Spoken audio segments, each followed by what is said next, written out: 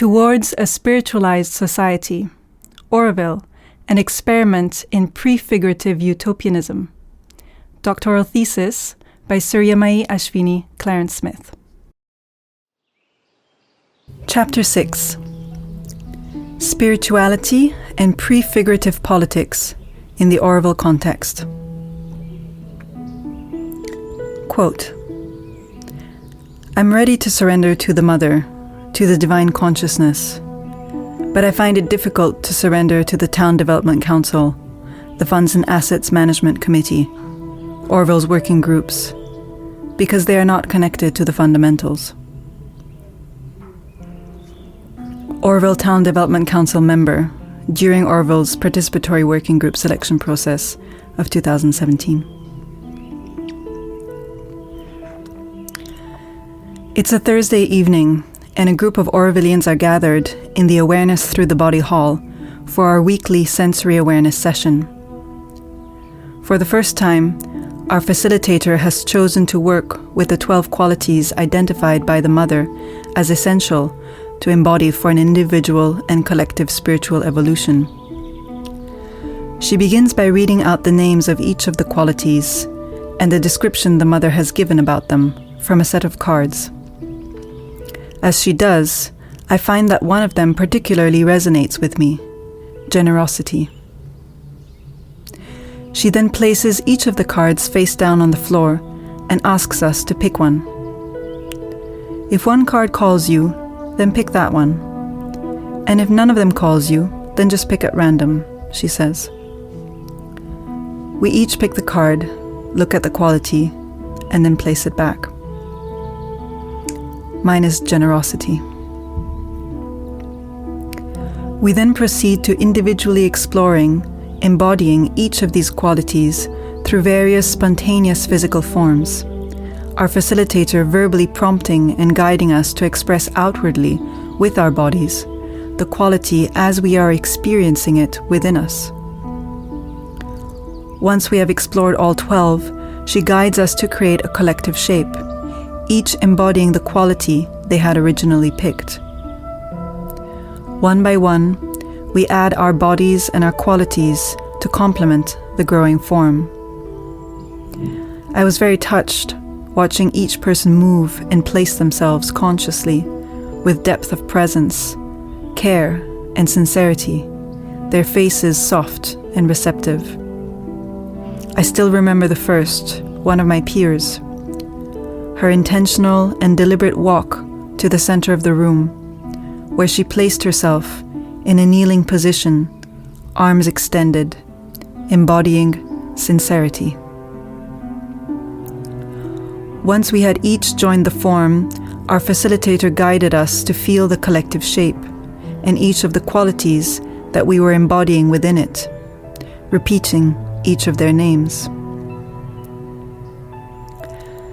Like in so many Awareness Through the Body sessions, I was struck by the depth of interpersonal connection and collective presence that we were able to embody and cultivate with one another in this consciously facilitated space. After the session, I expressed that I often asked myself how we might be able to translate this experience into everyday lives. Embody this state when working with one another, for instance. A fellow participant said she had envisioned adopting some Awareness Through the Body practices in our political forums, certain it would have a positive effect on the latter. Connecting spiritual and political practices is something that I have had many conversations about with others in Oroville. Spiritual practice, however, has been criticized for rendering individuals apolitical for two main reasons. One is the emphasis on detachment from worldly life. The second is its individual locus, which responsibilizes individuals for their experiences of hardship, whether economic, social, or psychological, rather than prompting them to seek out and address the roots of such hardship in structural inequities and social reform. It is important to note that this critique is based on Buddhist-based contemplative practices, such as mindfulness, and that other academics have offered a counterpoint to this discourse. They highlight the instrumental influence of such contemplative spiritual practices in political engagement, arguing that these can not only trigger a more conscious participation, but also, quote, assist in fighting burnout, political cynicism, and hopelessness. As we shall see in this chapter, in the Orville context, members' spiritual commitment to the project has sustained many through challenging collective processes. In her work, political scientist and somatic facilitator Anita Chari differentiates between contemplative, such as seated mindfulness meditation, and embodied spiritual practices, such as Tai Chi or Hatha Yoga. She highlights the importance of the latter for developing relational capacities, which she argues may give rise to new political potentials, echoing the conversations I had in Oroville. I know that if people have had the experience of individual and shared conscious states, this will act as an embodied reference to strive for in collective contexts, including political and decisional forums, because I have personally experienced it as a member of the Oroville community. I have intentionally drawn from my experiences of shared conscious collective relational states in awareness through the body sessions, in participating in community decision-making forums. For example, I have used awareness through the body techniques of withdrawing my attention from identification with emotional reactions or mental fixations on a particular issue and actively centering it within myself, so that I could access a more grounded, harmonious, receptive, and expanded state of presence and awareness. This enabled me to reconnect to the objectives of the process at hand, as well as to the others in the room. Both Anita Chari and James Rowe specifically highlight the inclusion of both contemplative and embodied spiritual practices, such as meditation and yoga, and left social movements such as Occupy Wall Street. Rowe notes that embodied practices such as singing and dancing, along with spiritual forms such as prayer and ceremony, have been central to most successful social movements, even though such practices, regrettably, do not figure in the prefigurative literature on these movements. Quote, practices like yoga and meditation were woven throughout Occupy and were integral to its endurance and impact. They were not a sideshow. This is part of the Occupy story that remains untold, and yet holds vital lessons for the growing body of activists and mind-body practitioners wondering what good mindfulness can do in an unjust world. In light of this, and the fact that the literature on prefiguration is largely focused on alternative organizational and decision-making practices, the current chapter is centered on the spiritualization of decision-making forms and practices in the Oroville context.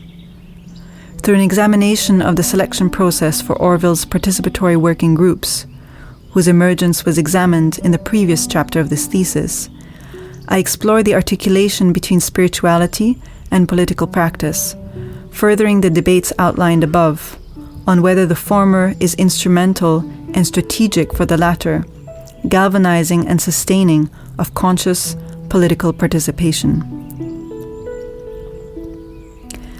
Case study: Oroville's selection process. The selection process for Oroville's participatory working groups will serve here as the basis for an ethnographic analysis of spiritually prefigurative politics. In this first section, I will focus on the use of spiritual prompts and practices throughout the selection process, assessing how these articulated with and informed its political aims. In the second, I will examine how spirituality shaped the participation of individuals in the process. This ethnographic analysis is drawn from two selection processes that were held in Oroville in 2017 during my fieldwork period, both of which I attended as a participant member of the community. One was the annual combined selection process for the Working Committee, Funds and Assets Management Committee, and Oroville Council.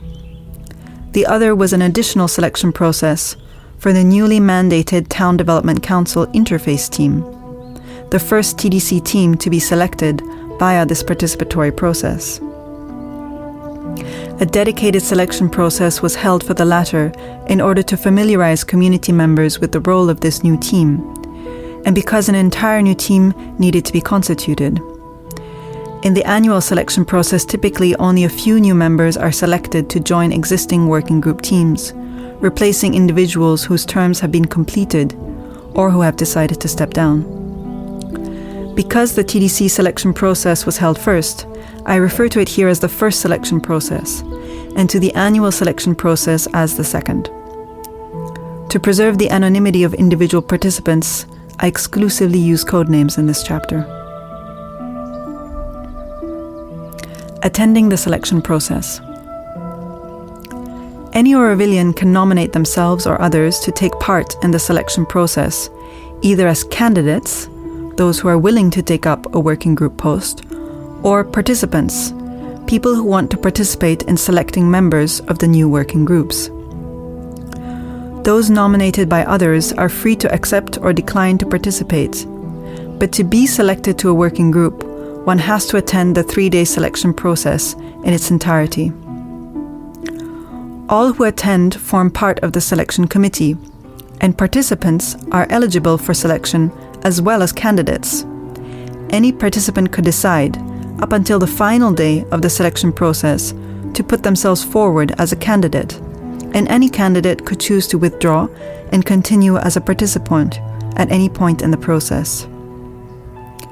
The statuses serve to indicate the attendees' initial and potentially evolving intentions with regard to their participation in the selection process. Common reasons for declining a nomination are that people are too busy with other work in the community to consider joining a working group, or are critical of the structure and practice of governance in Oroville and cannot envisage themselves working within it. Others are protesting the selection process, which they consider to be too time-consuming, laborious, and frustrating. Those who decide to join as participants, beyond wanting to ensure that good teams are selected, are interested in participating in a collective process. Some specifically wish to support the selection process spiritually, most commonly through the practice of silent presence-keeping. All Orovillians who intend to attend are asked to fill in a profile a couple of months in advance, with their photograph, name, and an answer to the prompt, "Why do you want to participate?" in the selection process. These profiles are then shared with the community at large by the Residents' Assembly Service ahead of the selection process, to solicit feedback from all residents on any of the attendees. A group formed by the Oroville Council, the Temporary Feedback Review Committee, reviews all the feedback received and determines whether any of it disqualifies people from participating, based on the material conditions for living in Oroville, a set of guidelines originally drafted for the entry process by which new members join the community. All feedback received on those who do participate in the process is shared during the selection process. I was nominated for several of the working groups and accepted to attend the selection process as a participant. In my profile, I stated that I would be doing so as a participant observer, as part of the field research for my PhD. I do not think I would have considered participating if it were not for my doctoral research. I had no intention of joining a working group and was uninterested in Oroville's administrative sphere overall, with which I had no interaction or engagement. I thus felt no pull to take part in this process, of which I had no understanding, but imagined would not be particularly enriching. I went to both selection processes with my mother, who runs Oroville's Visitor Center and has also been nominated for working groups. She had previously served on the Town Development Council, and although she was not considering doing so again, felt a certain responsibility to participate in the selection process for the new team, given her experience. She was considering serving on the Funds and Assets Management Committee, having previously served in Economic Administration as the Oroville Board of Services representative to the Budget Coordination Committee, being strongly committed to realizing Orwell's economic ideals. My father, who had served on working groups in the past and had been nominated as a candidate in the second selection process, declined to participate given the lengthiness and laboriousness of the process. He was in any case not interested in joining a working group. At the second selection process, less than 5% of the adult population participated, something that proved to be a significant concern for many in the room, both because the choice of candidates would be small and because their selection would only be undertaken by a minority of the community at large. Since many ongoing and outgoing members of working groups attended the selection process, given their investment in governance, the ratio of working group to non-working group participants was high, which further exacerbated the sentiment that a clique of people influence governance in Oroville. In the first selection process, the overall ratio of men to women and Indian to non-Indian participants in the room was fairly even, with the only clearly lacking demographic being young adults. I counted 5 people under the age of 35, including myself. 4 of us were women, 2 of us Indian, and 3 had previously served on a working group. When I asked peers who had been nominated why they had chosen not to attend, they echoed the concerns raised above. The process was too time-consuming, and they could not imagine themselves working within the current administrative culture due to its excessive emphasis on deliberation rather than practical engagement. When I asked others why they had not signed up to be a participant in the process, almost all were oblivious to the fact that it was even taking place, or that one could participate without being a candidate, which points to an overall disengagement with Oroville's political administration. Nonetheless, both the selection processes drew Orvillians active in different fields within the community, such as farming, forestry, dentistry, architecture, therapy, schooling, conflict resolution, commercial and social enterprise, community services, and the Matrimandir. These included Jeroen, a Dutchman in his 40s, living in Oroville since 2003 with his wife and 2 children, who had worked with Oroville's farms for a decade and then set up a social entrepreneurship incubation platform for Tamil Nadu in affiliation with a nationwide organization. Another was Padma, a young woman in her early 30s, born and raised in Oroville to French and German parents. Padma was a former classmate of mine who had gone on to obtain a master's in communications for business in France. Recently returned to Oroville, she currently served as secretary for one of the community's working groups, was a founding team member of a natural horsemanship center, and sang with me in the Oroville choir.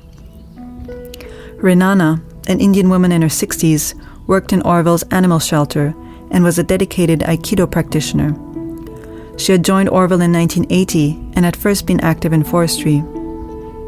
Arun, a local Tamilian in his 40s, had grown up in Oroville where he had been a school teacher in a wide range of subjects from Tamil language to theatre for the past 15 years. Hector, a Catalan man, joined Oroville with his wife in 1997, now a family of 4, where he established a high-quality certified, biodynamic, organic and fair trade coffee roasting enterprise. The setting.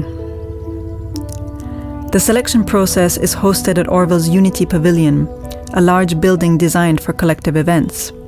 It consists of a big open hall that fits 250 people and is also used for general meetings, and another, smaller enclosed space, the Hall of Peace, that is regularly used for collective meditations. On the glass double doors that led into the main hall were posted the profiles of all those who were attending the selection process. Once inside, I soon noticed the beauty of the setup.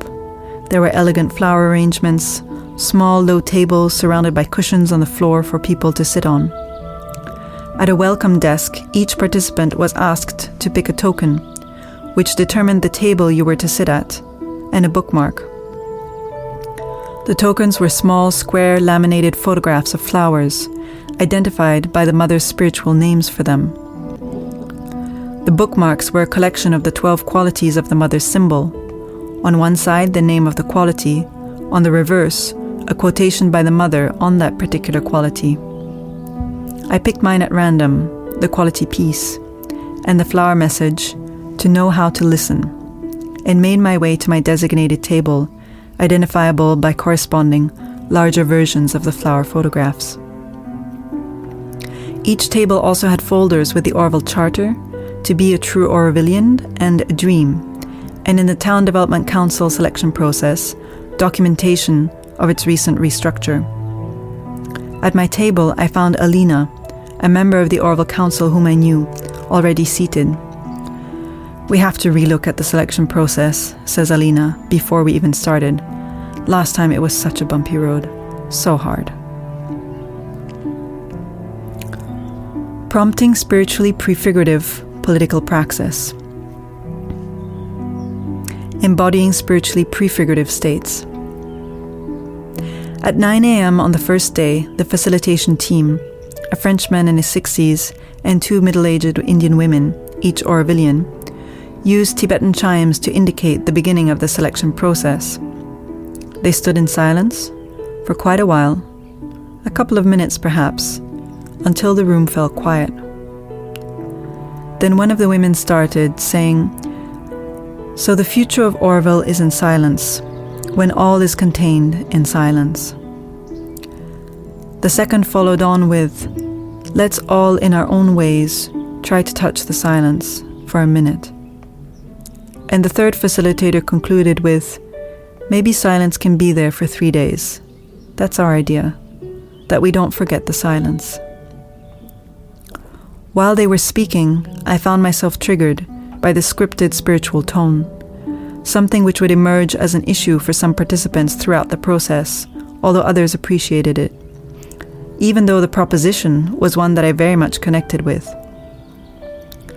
What followed, however, was a beautiful atmosphere of silence in the room, the kind that is hard to describe in words to an audience that is not accustomed to instances of religious or spiritual silence. It is a silence that is not just the absence of sound, but one of palpable presence. Some people closed their eyes, while others kept them open. It was a precious moment to me to be able to create and share that atmosphere collectively. While I had often experienced this in Orville, such as the Awareness Through the Body session highlighted earlier, I never had in the context of a political, collective decision-making process. Reportedly, Occupy Wall Street General Assembly facilitators also used moments of silence and short meditation, and that these became more common as the occupation continued and challenges intensified, something which points to the strategic use of such practices. In the remainder of this section, I will highlight the specific role of silent presence keepers, which were present in the selection processes, a spiritually prefigurative counterpart to that of vibes watchers in social movement, consensus decision-making forums, such as Occupy Wall Street. Vibes watchers are members of the facilitation team whose role it is to help address unproductive and inequitable process dynamics in assemblies. For example, noting that people are getting tired and frustrated and suggesting a break, pointing out that there has been an unpleasant shift in the tone of the conversation, or highlighting gender or race biases in the involvement of participants. Rather than calling out participants on unhealthy dynamics, silent presence keepers act as embodied anchors and reminders of the spiritualization Orwellians aspire to. They sit in Orville's collective decision-making forums, general meetings, working group meetings, the selection process, embodying silence. Silence not as in the absence of sound, but as a spiritual practice of quieting the activity of the individual ego, thoughts, emotional reactions, impulses, in order to connect with and become a channel and anchor for a higher consciousness. This is fundamental to the understanding of what an Orwellian is called to do, in order to be a conscious citizen in the Orville context, as described below by a fellow Orwellian. Quote, "One feels at times that a decision could be reached more effectively by simply, and in the most profound sense of the word, merge in silence. Often we are pressed to acknowledge that as Orwellians we are asked to purge ourselves of our limitations, purifying our intentions, becoming transparent and profoundly reflective. This places demands upon the very integrity of what it means to be an Aurovilian. However, it bears noting that the effectiveness of silent presence keeping is contested in Oroville.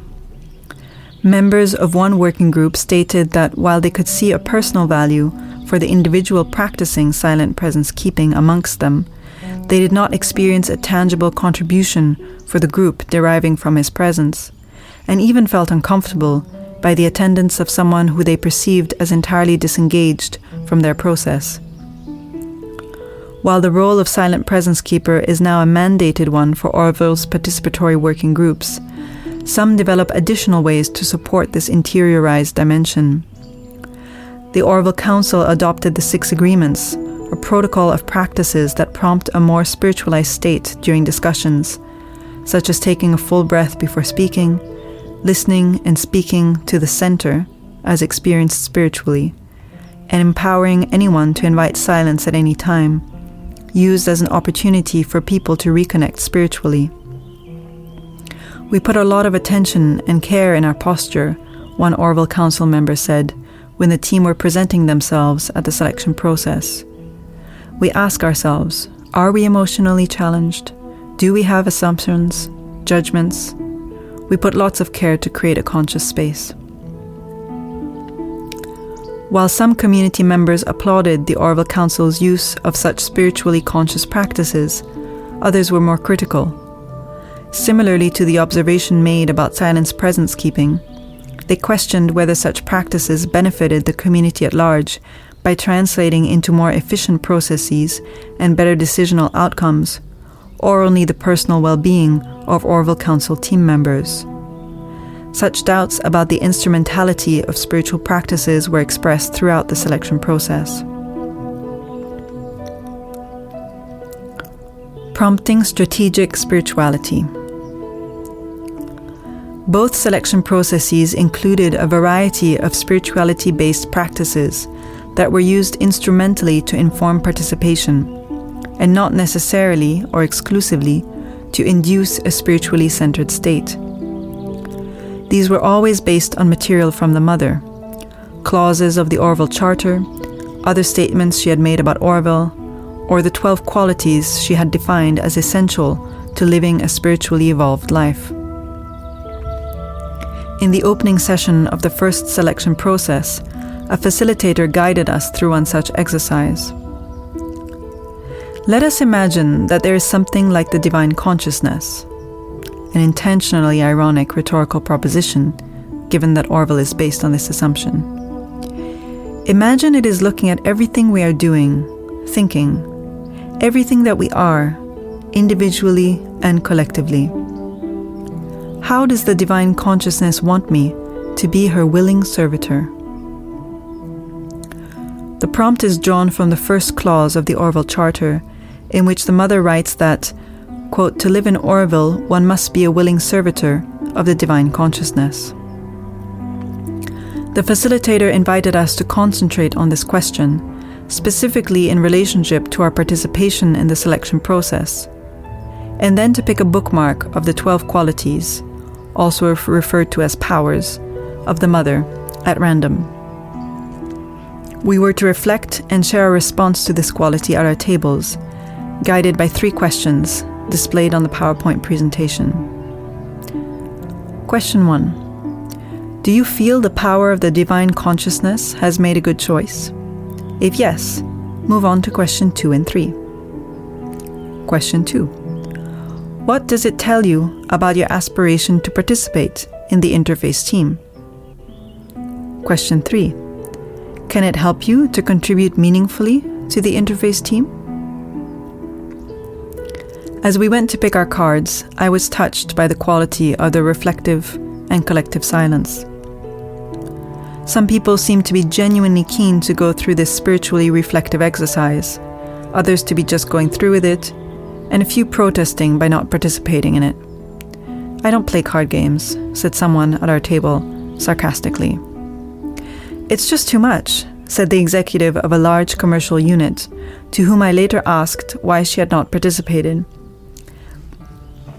I was sitting at a table and had to do stuff completely unrelated to the selection, journaling about the qualities.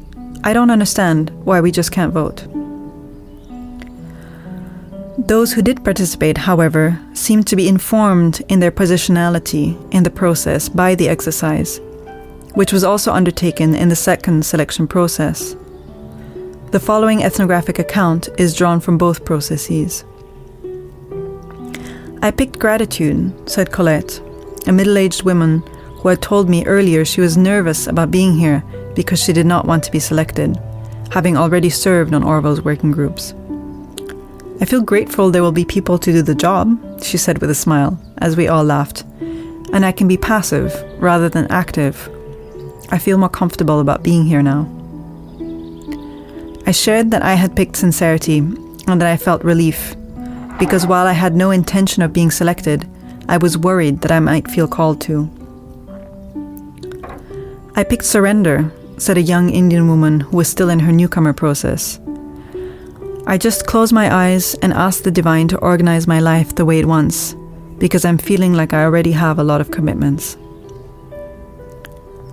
After we exchanged in our subgroups, one of the facilitators invited anyone who wished to do so to share their experience with the group at large. One woman who was considering joining a team shared that her card was aspiration and that she really felt it was enough to contribute meaningfully. Another said that his card was progress, and he felt the need to make inner progress for this work that I am willing to do. Clearly, there was a strong tendency to recontextualize participation within a spiritual perspective. As the selection processes progressed, similar exercises were used strategically to inform how participants related to specific areas of work of Orwell's working groups, with mixed responses. A key point of frustration was that spirituality-centered activities were focused on when concerns pertaining to the design of the process were not satisfactorily addressed. A series of case study exercises of Town Development Council issues, undertaken on the first day of its dedicated selection process, is explored in the following paragraphs to illustrate this emphasis on and tension with spirituality-focused political practice. Spirituality and participatory politics. After the initial collective moment of silence, an individual activity of drawing of a quality, the facilitators presented our agenda for the 3 days of the selection process, a mix of individual presentations, subgroup exercises, and introspective work on the first 2 days, and the team selection on the 3rd day. One of the facilitators read a quote from the mother, the opening lines of her address for the founding of Orwell, broadcast live on All India Radio on February 28, 1968. Greetings from Orwell to all men of goodwill. Are invited to Orwell all those who thirst for progress and aspire to a higher and truer life. He looked around the room and said, "This is our common ground. I don't know if anybody disagrees." Nobody responded. The room felt quiet and contemplative. The facilitators then presented our first group exercise. We were to discuss a mock town planning issue at our table, and then share a proposal for it with the room at large. I was surprised that there was no presentation of the Town Development Council's mandate and scope of work, or of its new structure, which had led to this very selection process. The introduction had been exclusively focused on spiritual positioning. Prior to the selection process, I had expected to receive preparatory materials by email, specifically the community-ratified documents outlining the expectations and parameters of the new team. While they were provided on the day, I found that many people in the room were unfamiliar with the material, including the facilitators. I was not the only person in this room who found this concerning. One of the existing TDC members raised his hand, saying, "I have been here 10 years. At which points can I express experience? I don't see it in your program. A request which the facilitators didn't respond to right away. After the exercise, several Orwellians who had served on the TDC or had been involved in its restructure remarked that the selection committee needed to be briefed for such an exercise to be worthwhile.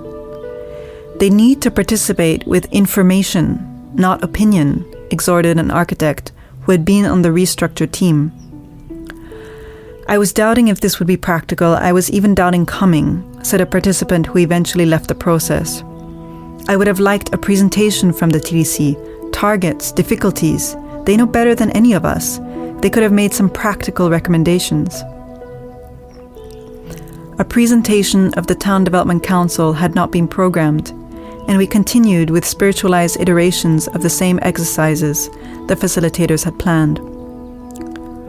The facilitators asked each group to revisit their issue in light of one of the mother's quotes.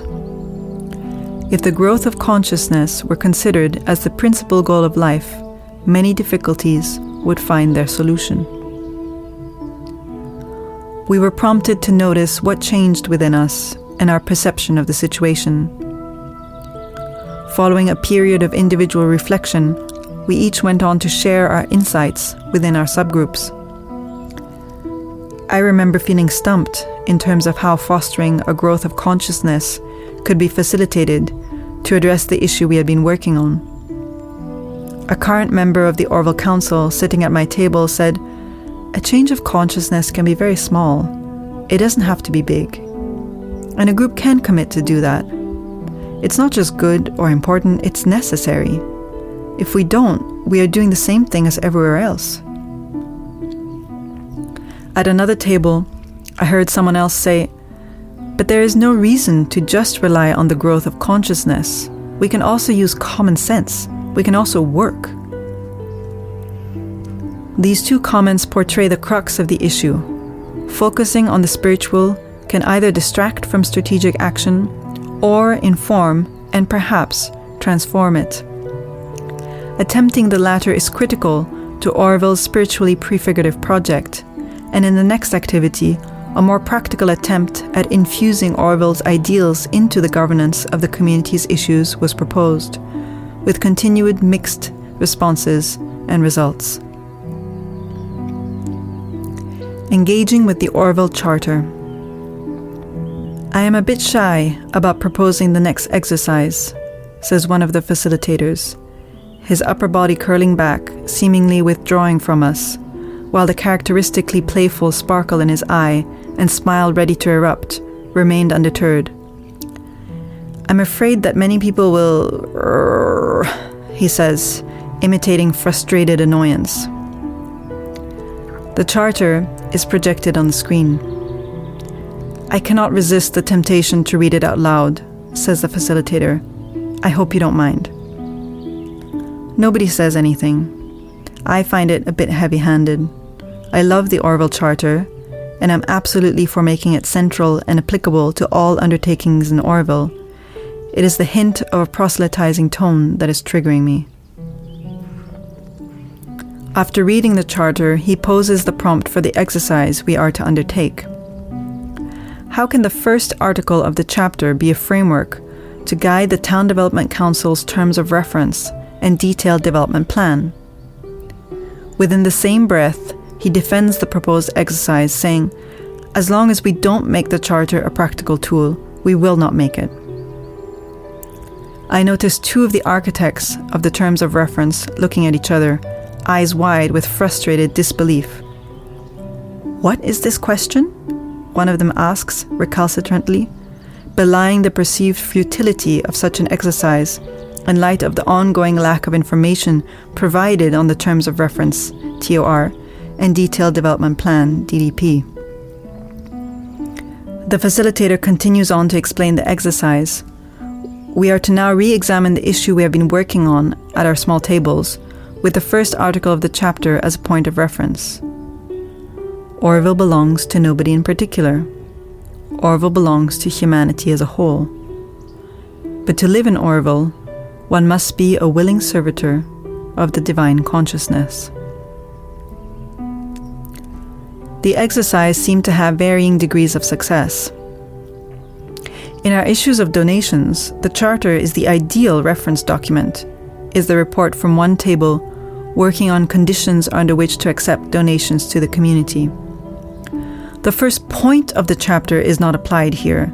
Someone from another table, working on the issue of privately owned land in Orville City Plan, exclaimed heatedly, "If we don't apply it to us, we cannot apply it to the villages," he continued, referring to the fact that we could not ask non-Orvillians to sell or donate their land to Orville if community members were not doing so either.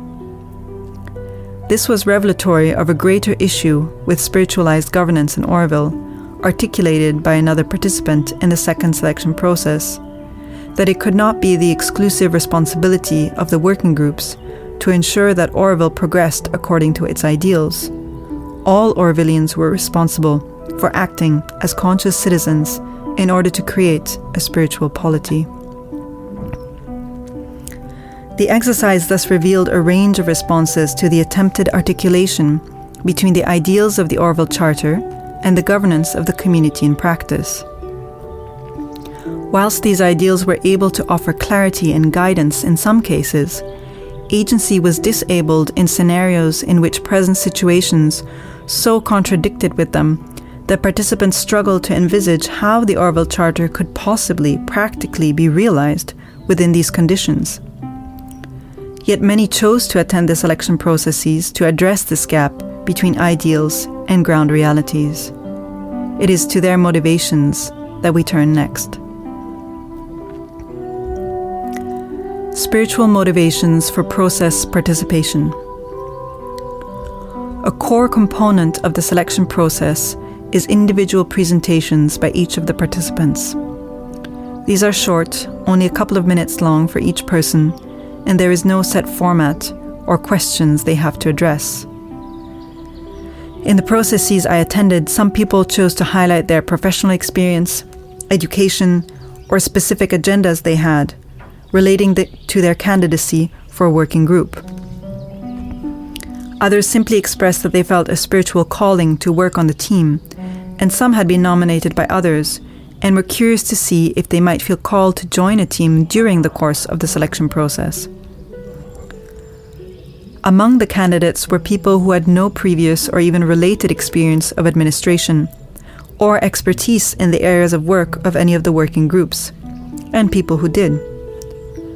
This broad divergence in backgrounds and motivation reveals the success of the participatory ideals and accessibility of the selection process, and while some participants with no prior relevant experience were sometimes selected, there was overall dissatisfaction with the lack of a qualified cohort of candidates to choose from. I felt something inside that called me forward. I don't know exactly what it is, what I'll bring.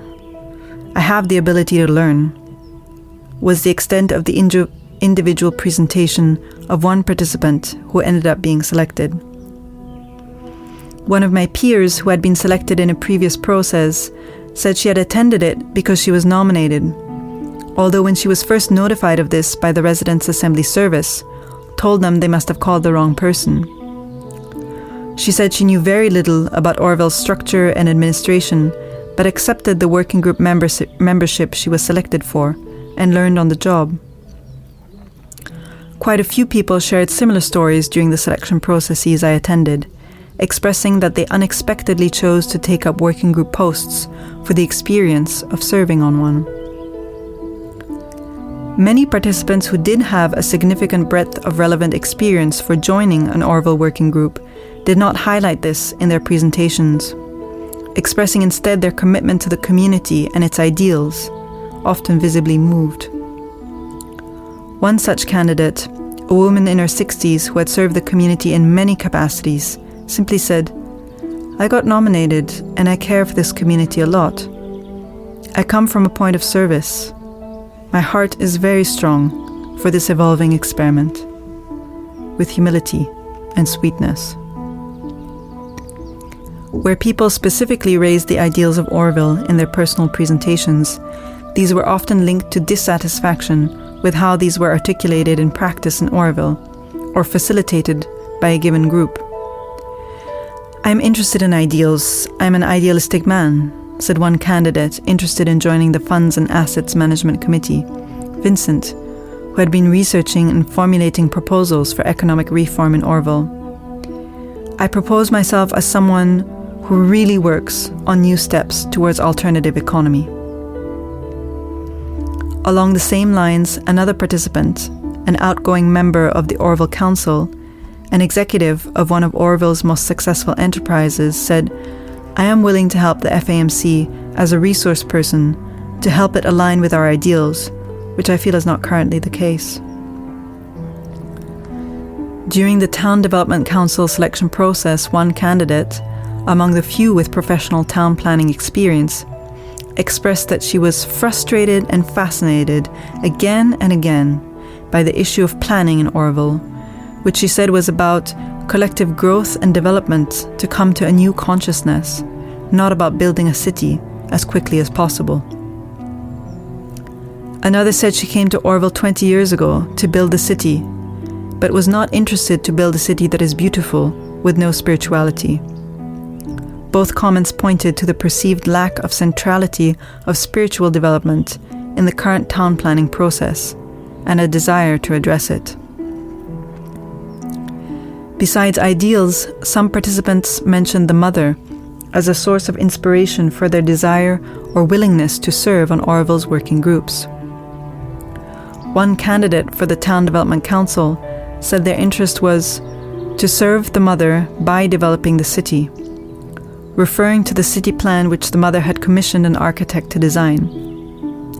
In her presentation, my mother said she was willing to serve on the Funds and Assets Management Committee because the economy mother wanted to manifest is close to my heart.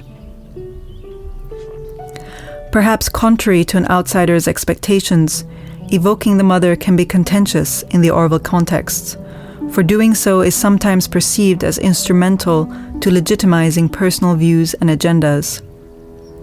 Some hesitate to make explicit reference to the mother in public life and governance in Orville for fear of portraying a fetishized relationship with her, which sits uncomfortably with Orville's self-understanding of being a divine anarchy that bases itself on non-prescriptive individual and collective spiritual development. This tension came to the fore in the second selection process in response to the use of quotations and recordings of the mother by the facilitation team, themes of which are depicted below. Relating with spiritual legacy. Recordings of the mother.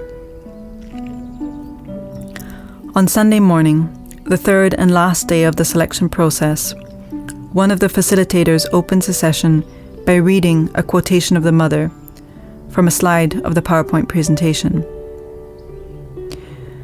"The future of the earth depends on a change of consciousness." He then turns to us and says, "We know this phrase," with a hint of affected complicity. He presses on the PowerPoint pointer and another line of the quote appears. "So, wake up and collaborate. Blessings." Smiling contentedly, he comments on how straightforward the mother is in saying, "So, wake up and collaborate," and how she then softens it with blessings. I haven't felt as triggered this time, but clearly others have, because I get passed a note from a friend of mine who's sitting at my table. Nirmala says we should all say Amen or Hallelujah at the end of this sermon. The note reads. I smile at what I assume is just a joke, thinking to myself that we are all just exhausted and people's patience is wearing thin. But when the facilitator next tries to play a recording of the mother speaking, one of the participants, Loki, promptly walks up and interrupts him, saying something in his ear.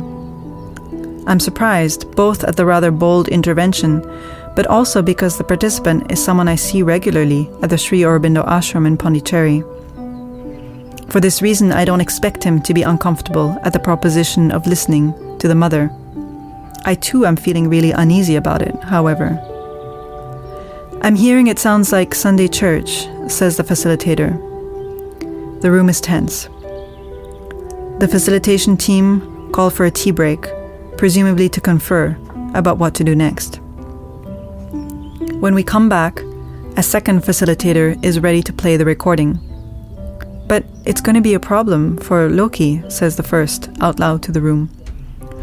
"A problem for a lot of people, actually," another participant announces, in a heavy tone. "Is it such a big deal?" the second facilitator asks, addressing the selection committee at large. Others in the room say, No, go ahead." Some seem genuinely interested in listening to the recording, others just wanting to diffuse the tension. The very short recording is of the mother's voice, reading out a quotation well known to Orwellians. "The world is preparing itself for a big change. Will you help?" Somehow, as soon as the mother's voice enters the room, the atmosphere shifts to an intensely concentrated receptivity. "That was the year I arrived, 1970, says an older Orwellian woman sitting next to me. "This is really significant for me." Not a single person raises a concern, and there is no further collective discussion of either the interruption to or the experience of listening to the recording. After a quiet pause, we carry on with a consensus-based selection of the final roster of candidates willing to take on a working group role. In the second selection process, the facilitators project a YouTube video of the mother. The mother talks about total surrender, halfway through the actual selection, in which it was proving to be very challenging to find consensus on the candidates. The video is actually an audio recording of the mother speaking, while a transcript scrolls across a still photograph of her. One of the facilitators starts by announcing that the video is 6.5 minutes, and that she will stop at 1.5 minutes, at which point we can ask her to continue if we would like it to go on. I'm guessing that this bid for consent is based on the contentious response to playing a recording of the mother in the previous selection process. I'm a bit nervous given this experience, but no one remonstrates. We are not the same group of people as last time, although many are attending both processes. A beautiful, silent receptivity descends upon the room as the video plays. We're all very present, sort of entranced, utterly silent. As the facilitator readies herself to pause the video at 1.5 minutes, many people speak up spontaneously, asking her to carry on. At the end, someone sitting next to me says thank you. Again, the response is unexpected to me, coming from that person. How we each relate to the mother is by and large a private experience in the community. Just like in the first selection process, I felt distinctly uneasy before the recording of the mother was played, but I am moved both by the mother's message, which I had never heard, and by the collective state of the room as we listened to it all together. I had only ever experienced something similar at the amphitheatre of the Matrimandir, the spiritual centre of Orville, where a recording of the mother reading the Orville Charter is played each year on the anniversary of the community's founding. For a concentrated moment, one can feel a conscious, collective connection with the deeper, spiritual purpose and aspiration of our community. To embody such a shared and spiritually concentrated state in the midst of a collective decision-making process was revelatory, to me, of the already existing spiritualized policy we were attempting to prefigure. Yet outside of these moments reserved to spirituality, it was difficult to connect with its underlying presence and potential amongst us. As reviewed earlier, attempts at strategically informing the process and its outcomes with spiritual prompting had mixed results. Beyond this, many participants felt frustrated and disheartened because these overlooked, and thus failed to address, issues with the design and facilitation of the process itself. While the YouTube video of the mother was played during the final consensus-based selection and seemed to successfully induce a spiritually receptive and centered state, carrying out this selection was challenging due to a lack of consensus on and clarity of the process itself, which made it difficult and frustrating. excerpts of the final consensus-based selection of candidates in both selection processes are rendered below to illustrate these challenges and offer the reader further ethnographic insight into the anarchic praxis of decision-making in Oroville. The consensus process, prefiguring participatory decision-making. As we ready ourselves for consensus-based selection on the third day, those participants who are willing to put themselves forward as candidates at this final stage are invited to stand up. In the second selection process, there are barely enough candidates to fill the roles. Distress is palpable in the room. One person suggests that we do not need to fill up all the seats. Someone else announces, even if you can only commit to 1 year, if you are ready to serve, please stand up. A friend of mine adds, if you feel any pull at all, now is the time, clearly looking in my direction while avoiding looking straight at me. Perhaps she could feel that I was fighting the urge to stand up as well, because I too am alarmed at the lack of people. A participant reads out words from the mother on faith and grace. Concerns as to the number of participants had been raised since the very first day, with a few proposing to adjourn. Guillaume, who I sing with in the Oroville choir, pointing out that if there are 15 people sick, we don't sing. The facilitators did not, however, empower the selection committee to decide on this, continuing as planned. There were several other significant instances in which individuals raised issues with how the process was unfolding, notably related to the consensus practice being used, and in which the predetermined course was upheld.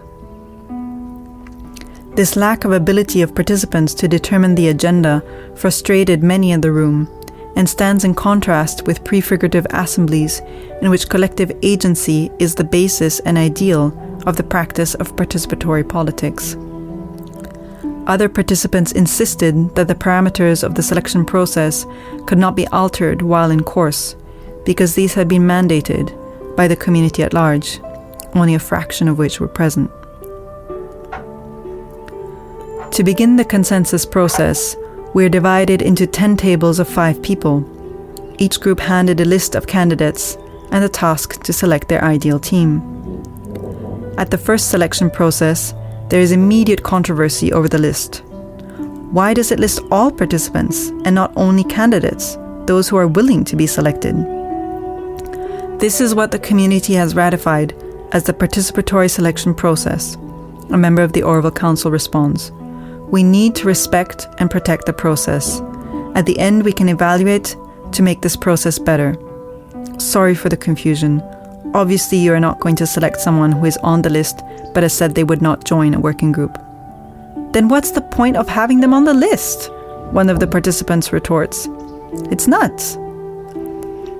I also found it absurd, very confusing, and unconducive to the task at hand. Someone asks about addressing the issue of continuity for the work of the Town Development Council, given that we are selecting a whole new team. One person tells him not to worry, that we may end up selecting someone from a previous team. Someone at our table jokes, the divine consciousness will be the continuity. The number of people to select also needs to be clarified, another participant points out. "We said a minimum of 6 and maximum of 13. What's the problem?" asks a member of the Oroville Council. "That there are a lot of numbers in between," a number of people exclaim in disbelief. A few throw out some ideas for numbers. There's no way to come to an agreement on the fly, so we begrudgingly move on to the consensus process, with no clear list or number of candidates to select. We also receive no instructions about consensus, what it is or how it can be achieved. In the first group I was in, we are unsure about how to proceed. A member of the facilitation team sitting at our table didn't advise. Finally, we decided to select an ideal team of 6 people individually, then write down how many times given names had been selected to arrive at a group selection, which effectively meant that we were voting, rather than practicing consensus. We finished quite quickly, having no discussion or exchange about the candidates. I'm not satisfied with the outcome. There are people on our group list whom I personally disapprove of selecting, obviously reflecting a lack of consensus. Jumping ship, I walk over to my mother's table, which is right behind me. They are in the midst of working their way down the whole list of participants together when I join in, discussing each potential candidate, their skills, qualities, and experience, as well as any concerns people might have about them. In sharing our opinions about each, we were listening and learning from each other. Several changed their minds over a given candidate after hearing others' inputs, and each individual could object to certain candidates being in the final selection, unlike in my first group. In the end, there are 10 people that my second group reaches actual consensus on. We proceed to look over their selection and check for gender balance, which turned out to be 5 women, 5 men, and the ratio of Indian to non-Indian, which also turned out to be 5 and 5. They consider the skills required for the various areas of work of the new TDC team and whether these are present in the selection. Unlike in the first group, they are selecting a team, not individuals.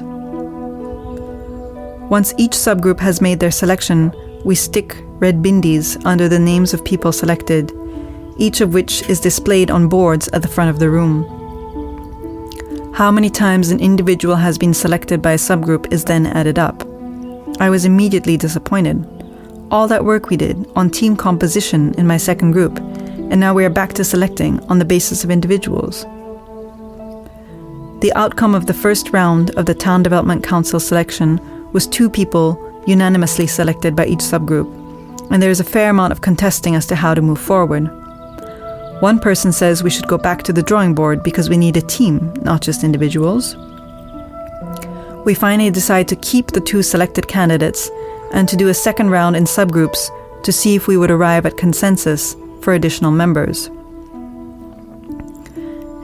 In the second selection process, not a single person is selected by all 10 tables on the first round, but several are selected by 9 out of 10. One of the facilitators asks whether a 9 out of 10 can be considered consensus. A lot of people object, including someone who has a 9 out of 10 selection, upholding the need for perfect consensus. Others try to challenge that, saying consensus is not a 100% vote. What kind of consensus we were intending to practice had never been defined, unlike in some of the most widely known successful examples of assemblies practicing consensus-based decision-making, in which the type and process of consensus is predetermined. While many participants feel that reaching a 10 for everyone will be difficult, most want to sit in a second round, in which we will merge 2 subgroups to see what comes from it. Again, there was no instruction as to how to proceed. We are just exhorted by the facilitators not to vote unless we are not getting anywhere with consensus. Although the top 2 candidates were the same for the first and second round, the degree of consensus on each candidate had lowered in the second. We should be gaining more cohesion on each round, not less. Someone tries to explain that there's a difference between consensus and consent, and that we may not have consensus on selecting the candidates, but we may consent to their being selected nonetheless, pointing to the use of vetoing in subgroups. Mother said surrender in the video that was played earlier, he points out. The use of veto is utterly disabling for a consensus process, and for this reason, anarchist groups that use consensus-based decision-making define criteria for a veto to be considered valid, notably that the decision being vetoed must demonstrably violate the core ideals of the assembly. There was no discussion about the practice of vetoing in the selection process whatsoever. We break for lunch, and when we return, the facilitators play the YouTube video of the mother described above. They then suggest that we look at the results of the first 2 rounds and see if we can arrive at a decision. We debate whether to undertake a 3rd round, and I'm pretty much despairing at this point. What is a 3rd round of the same process with the same names going to achieve? Someone on the facilitation team is clearly beginning to despair as well, and starts saying that we are not able to practice consensus. I think it's an unfair statement. We're in a tough situation because of low attendance and the fact that consensus decision-making has not been explained clearly. We're not being offered clear guidance or tools to undertake the selection. The recording of the mother provided a successful opportunity to resource ourselves collectively, but the inconsistencies of the process have not been resolved. Another participant asks the facilitators to tell us how to proceed instead of asking us how to. In a rare breach, one of the silent presence keepers speaks. In a quiet, breathy tone, she says, "I would like to invite us to reflect on who is doing the work," implying that it is a higher power. "Abigail," says my friend Anima, who is at this point lying down on the floor, referring to an outgoing member that many wish they could reselect, but is ineligible due to lack of clarity and flexibility with the process. Have enough people participated for us to get the persons into the working groups that we are ready to say yes to?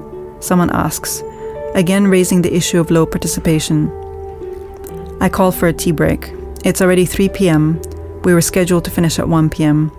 I want to do this, but I'm exhausted.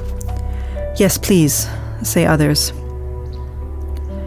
When we return, the facilitators suggest we split into 2 big groups for a third round, explaining that we are now looking for consensus or strong agreement, defined in the mandate for the selection process as a 2/3 vote. In my group, we eventually arrive at a 2/3 agreement on 2 candidates and a 2/3 non-objection on a third. We decide to call that a weak agreement and submit it to the facilitation team. The other group has arrived at the same conclusion. It's now 5 p.m. It's been an arduous process, and I later heard from people observing that they found it impressive that we stuck it through. But I wonder whether it had really been necessary. The final selection for all 3 groups was identical to the results of the first round. Had the following ones helped us reach a deeper consensus, or were they unnecessarily onerous product of ineffectual process design? Conclusion: spiritual practice and political praxis. In examining spiritual practices enacted in the context of a collective decision-making process in Oroville, this chapter contributes to scholarship on the significance of such practices for prefigurative politics, and to an understanding of how Orovillians attempt to prefigure a spiritualized society within their political praxis. Ethnographic analysis of Oroville's selection process reveals the integration of 2, sometimes interrelated categories of spiritual activities. The first includes practices that induce the embodiment of spiritually centered states, such as that of silent presence keeping, or listening to spiritual recordings of the mother. The second consists of exercises that utilize spirituality strategically to inform perceptions, decisions, and outcomes. Both were openly contested in the course of the 2 selection processes I attended. Whereas some Orovillians welcome and encourage the inclusion of explicitly spiritual practices in such forums, there was significant doubt, criticism, and even objection to this, which seems to have been due to 2 key reasons. One is that these practices did not seem to be relevant to the task at hand, a sentiment that was largely fomented by the lack of practical and strategic guidance and information, which exacerbated the casting of spiritually focused activities as disconnected from ground realities. Beyond this, the very facilitation of spiritual activities were problematic for some, because it was perceived as imposing certain ways of relating to Oroville's spiritual legacy, notably quotations and recordings of the mother, that went against the individually defined exploration it upholds. Both activities that sought to induce spiritually centered states and ones that sought to strategically influence various aspects of the process did have some level of success, however, and the very participation and candidature of Orovillians in the selection process was significantly linked to a spiritually informed calling. The overall account of the selection process yields insights into the challenges and opportunities of participatory political praxis, such as, on the one hand, its time-consuming nature and the difficulty of finding consensus, and on the other, the catalyzing of individuals' political engagement, and bonding experiences of collective dedication, adding to an empirical record dominated by that of left social movements, currently engaged in exploring these tensions. Regarding the concerns raised by Orwellians related to their own selection process, a review, in which I initially participated, was undertaken shortly after the two described in this chapter were completed. An amended framework has since been ratified by the community at large, but further discussions regarding the selection of candidates for working groups is ongoing at the time of writing. The following chapter will explore another aspect of spiritually prefigurative politics in the Orwell context: how the spiritually inspired economic ideals of Orwell feature in the administration of the community, specifically in the context of one of its economic working groups.